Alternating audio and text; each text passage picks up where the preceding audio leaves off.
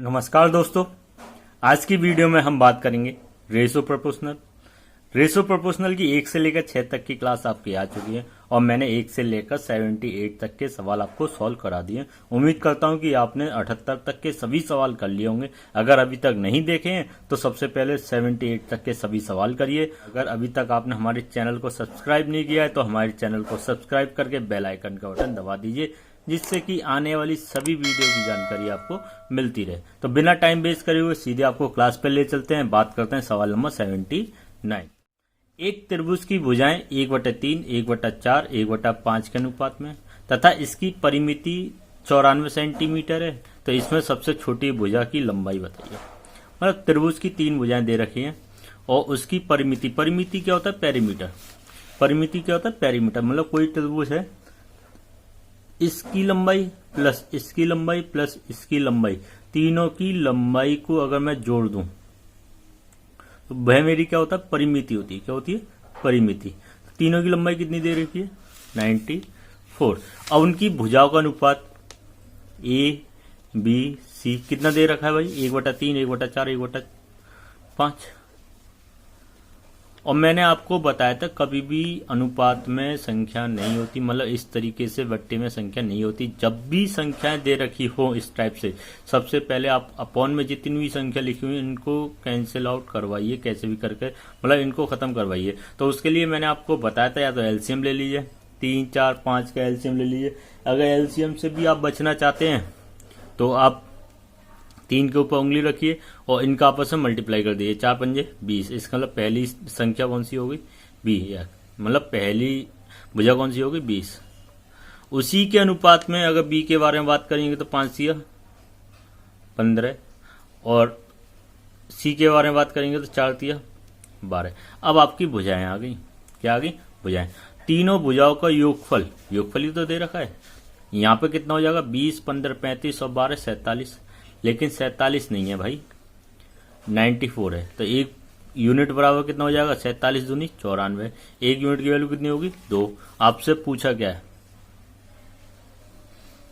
इसमें सबसे छोटी भुजा कौन सी है? जिसका रेशो सबसे छोटा होगा वही सबसे छोटी भुजा होगी, है ना? कितनी होगी? 24 सेंटीमीटर। कितनी होगी? 24 सेंटीमीटर। सिंपल सवाल था, कोई इतना बड़ा मुश्किल काम नहीं था। बात करते हैं सवाल नंबर 80। एक त्रिभुज के 3 कोण के माप दिए हुए हैं, मतलब 3 कोण दिए हुए हैं, ए बी सी। एंगल कितने दिए हैं? 3, 4, 5, है ना? सबसे बड़े वाले कोण का माप बताइए। अच्छा एक चीज बताइए, कोई त्रिभुज है, त्रिभुज के तीनों कोण कितने डिग्री के होते हैं? बताओ। तो आप में सको सब 180 डिग्री के, है ना? कितने के? 180। लेकिन यहाँ पर कितने के हैं? 4 और 3 7 और 5 12। 12 नहीं है भाई, 180 है। कितना है? 180। तो एक यूनिट की वैल्यू कितनी होगी? 12 एकम 12, 12 पंजे 60। एक यूनिट की वैल्यू 15 है ना? एक यूनिट की वैल्यू कितनी होगी? 15। आपसे पूछा क्या? सबसे बड़े वाले मतलब जिसका रेशो सबसे बड़ा होगा वही सबसे बड़ी संख्या होगी, वही सबसे बड़ा कोण का मान होगा। 15 पंजे 75। इसका मतलब 75 डिग्री का आपका क्या है? एंगल सबसे बड़ा। क्लियर? सवाल नंबर 81 पर बात करेंगे। 117 रुपए को PQR 1/2, 1/3, 1/4 के अनुपात में बांटना। मतलब टोटल अमाउंट कितना मेरे पास? 117 रुपए। किस अनुपात में बांटना है? A B C. 1/2, 1/3, 1/4, है ना? PQR में बांटना है। PQR में, चलो PQR कर लेते हैं। PQ उनके अकॉर्डिंग कर लेते हैं। PQR, ठीक है। 1/2, 1/3, 1/4। लेकिन त्रुटि बस इसे 2, 3, 4 में बढ़ गया, मतलब लेकिन हुआ क्या? PQR बांटना तो ऐसे था 1/2, 1/3, 1/4, लेकिन बढ़ कैसे गया? 2, 3, 4 के रेशो में। 2, 3, 4 के रेशो में। अब वो पूछ रहा है इसमें किसको सबसे ज्यादा लाभ हुआ? इसमें लाभ किसको हुआ? सबसे पहले देखो रियल वाला कौन सा है? 1/2, 1/3, 1/4।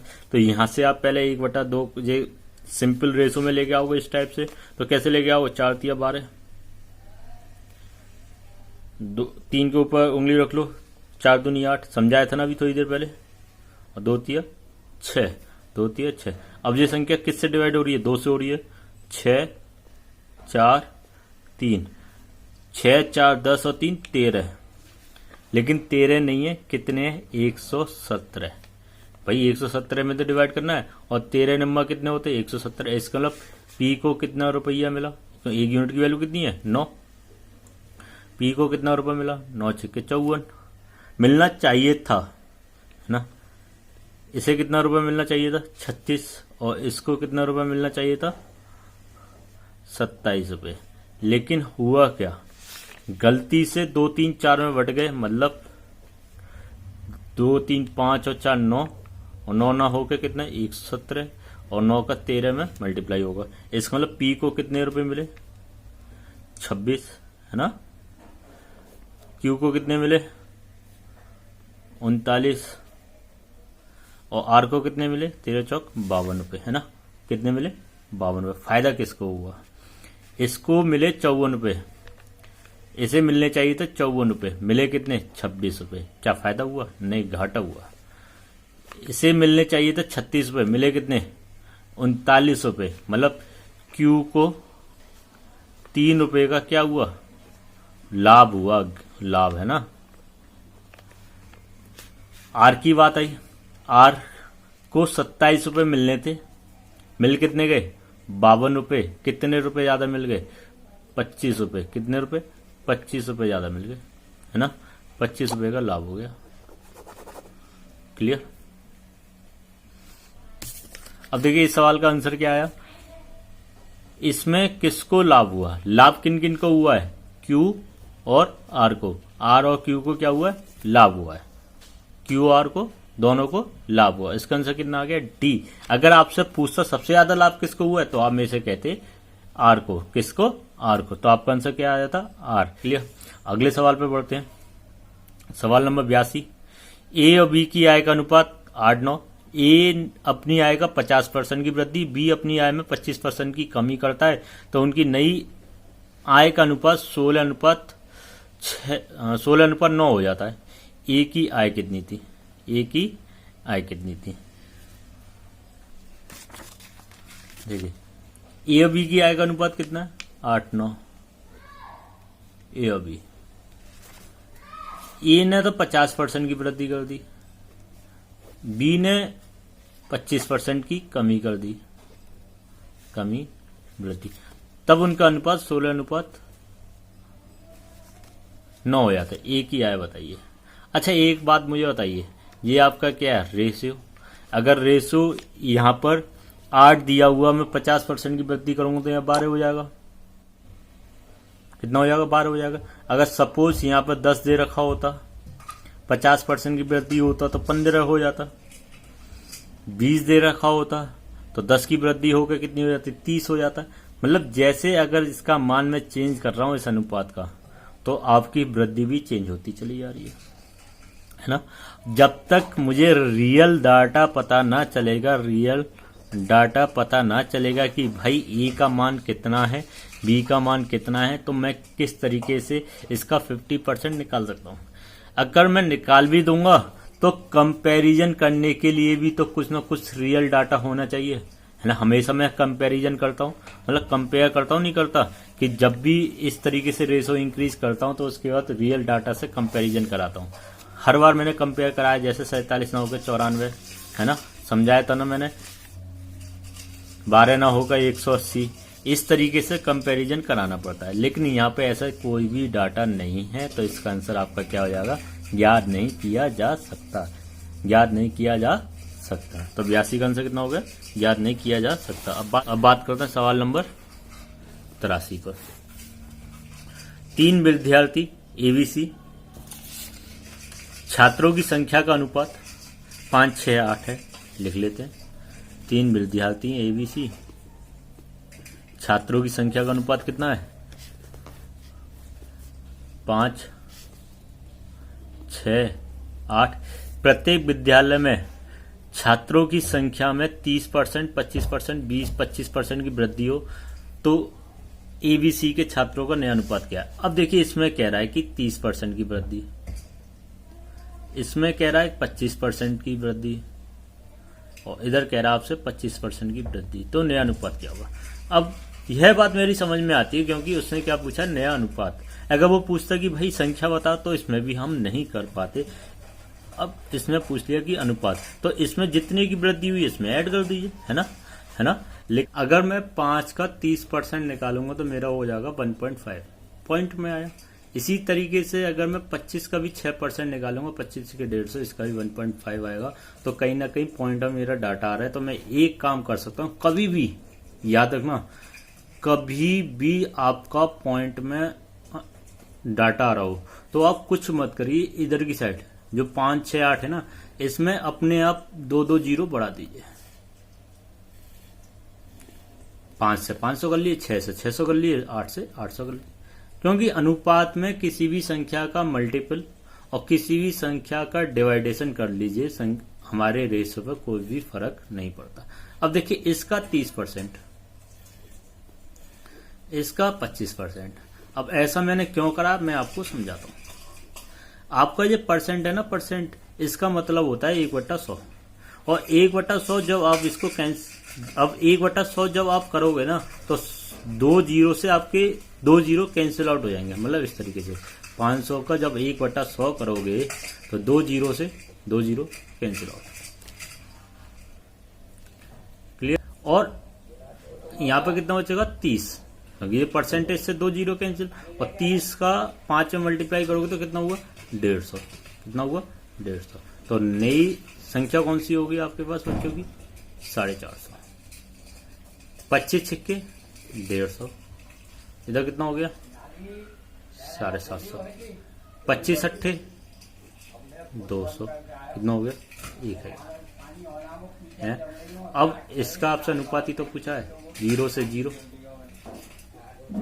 5 से डिवाइड करते हैं।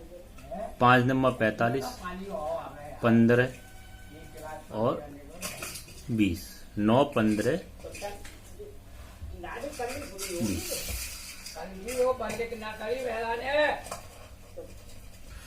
एक गलती होगी हमारी से, 500 और 150 कितने होते हैं, 650 होते हैं।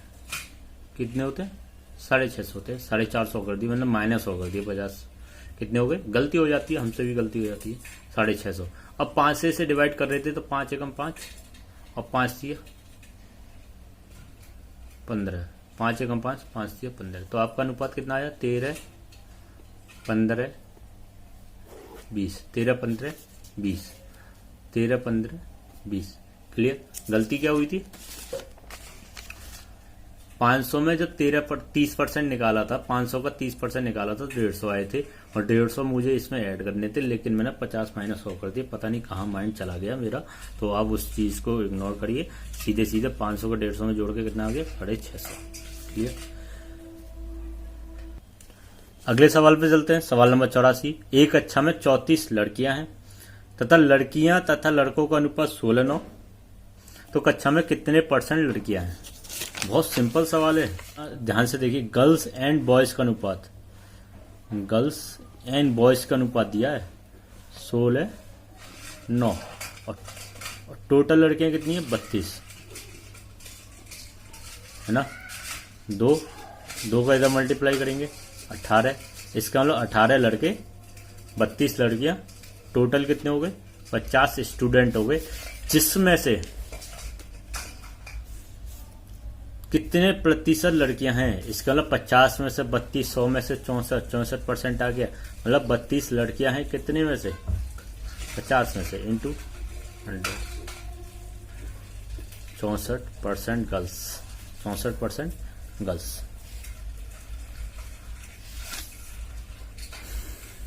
कितना आ गया, 64%। सवाल नंबर 85। एक कक्षा में 66 विद्यार्थी हैं, लड़कियों की संख्या लड़कों से 20% अधिक है। मतलब 20% अधिक है लड़कियों की। 20% की वैल्यू कितनी होती है, 1/5। अधिक है मतलब प्लस। अगर मैं आपसे कहूँ गर्ल्स एंड बॉयज का अनुपात बताइए, तो आप में से क्या कोई, गर्ल्स तो हो गई सर 6, क्योंकि 5 और 1 6, और बॉयज कितने हो जाएंगे 5। टोटल कितने हो गए 11, लेकिन 11 नहीं है, कितने 66। इतना सवाल तो देखिए, कितने 66, एक यूनिट की कितनी होगी 6। तो लड़के कितने हुए भाई 30 लड़कियां कितनी हुई उसमें, 6 36। इसका मतलब जो 66 स्टूडेंट दे रखे थे उसमें 36 तो गर्ल्स है और 30 कितने बॉय। इतना काम आपने कर लिया जितनी भी इंफॉर्मेशन दे रखी थी। यदि 4 और लड़कियां कक्षा में आ जाए, 4 और आ गई, टोटल कितने हो गए 40। आगे क्या कहा है, कक्षा में लड़के लड़कियों का अनुपात होती है। अब क्या लड़के तथा लड़कियों का अनुपात है ना, तो लड़के तो हमारे 0 इसमें इंटरव्यू में मतलब 30 ही रहेंगे। तो अनुपात की बात करेंगे तो 4:3। ये किसका है, girls and boys, girls and boys. But पूछा क्या है, बॉयज एंड गर्ल्स। तो कितना हो जाएगा 3:4, 3:4। ये याद रखना, बहुत गलती कर देते हैं बच्चे। 3:4 बच्चे क्या लगा जाते हैं 4:3, और ऑप्शन में भी होता है लेकिन यहाँ नहीं है कोई। ये आपके लिए बहुत बढ़िया बात है कि इसमें 4:3 नहीं है, लेकिन एग्जाम में आ सकता है। तो ऐसी गलती ना करें, आपसे गर्ल्स एंड बॉयज ना पूछकर बॉयज एंड गर्ल्स पूछा गया। सवाल नंबर 86, एक विद्यालय में लड़के तथा लड़कियों का अनुपात 3:2। यदि 6 और लड़कियां प्रवेश कर जाएं तो यह अनुपात 6:5 हो जाता है। अब देखिए सवाल को समझिए, बॉयज एंड गर्ल्स का अनुपात कितना दिया है 3:2। अब वो कह रहा है कि यदि इसमें 6 लड़कियां और आ गई, 6 लड़कियां और आ गई तो अनुपात कितना हो गया 6:5 हो गया। 6 लड़कियां और आई, कितनी 6 लड़कियां और आई, तब अनुपात कितना हुआ 6:5। तो पूछ रहा है लड़कों की संख्या बताओ, लड़कों की संख्या बताओ। क्या आप कर लोगे बताओ, एक्स मान के बताएं बिना एक्स मान कर। देखो अगर मैं इसे कहता हूं कि एक्स मान के करिए तो आप कैसे करोगे, अगर इसे एक्स मान के कराना होता तो मुझे कैसे करता, तो मैं कहता कि भाई लड़के हमारे पास है 3x, लड़कियां कितनी है ये हमारे पास हो गए बॉयज, गर्ल्स कितनी हो जाएंगी 2x। अब वो कह रहा है कि लड़कियां आई हैं 2x प्लस के 6 है ना, बॉयज तो हमारे पास 3x आई है मतलब 3x। इनका अनुपात कितना हो गया 6:5 हो गया, ऐसा दिया है।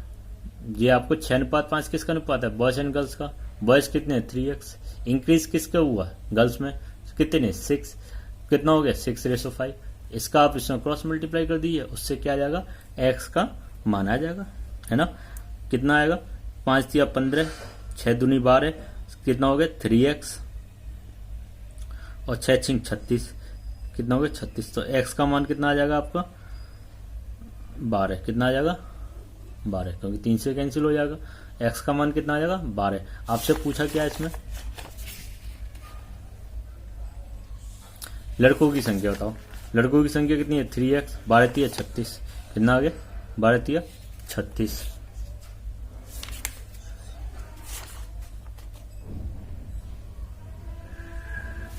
ई कितना ई, इसका आंसर कितना ई, ई मतलब इसमें से कोई भी नहीं। कितना आंसर आया आपका 36।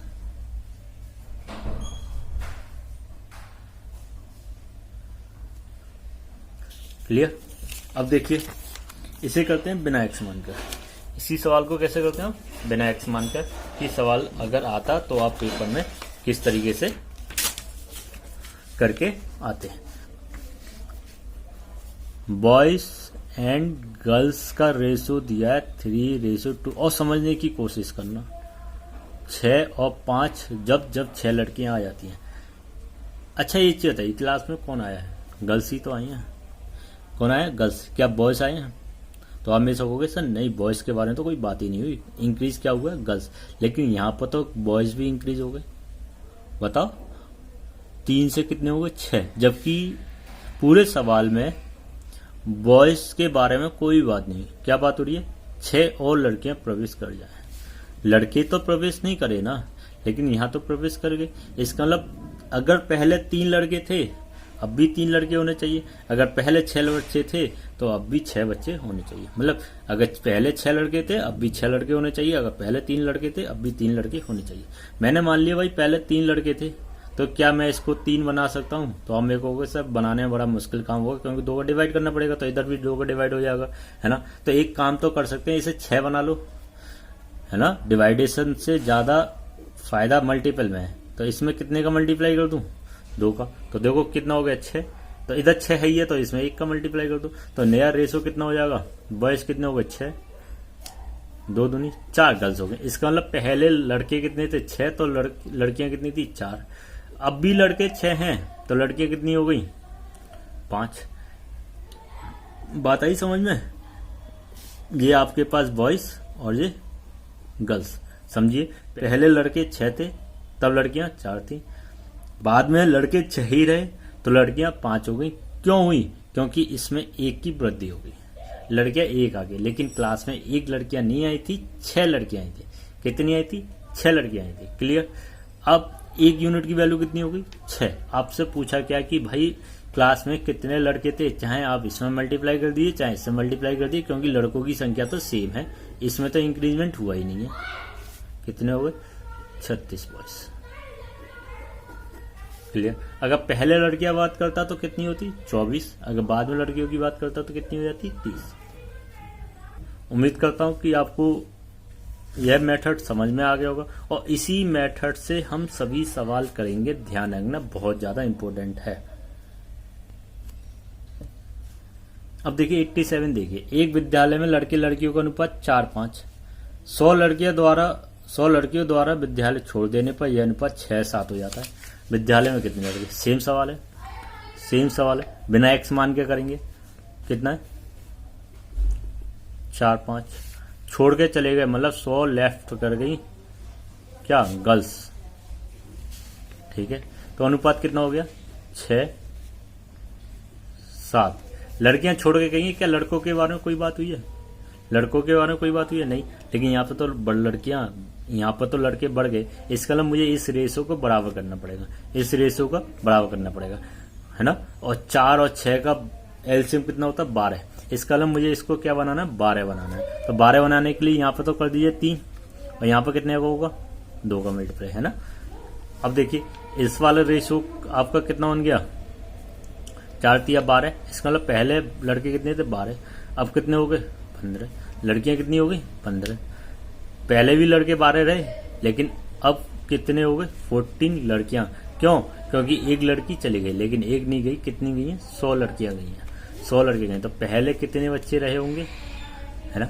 चाहे इसमें मल्टीप्लाई कर दिए चाहे इसमें मल्टीप्लाई कर दिए, है ना। तो कितने हो गए 1200 बॉयज हो गए उस क्लास में, है ना। देखिए इसका आंसर 1200 है या नहीं है।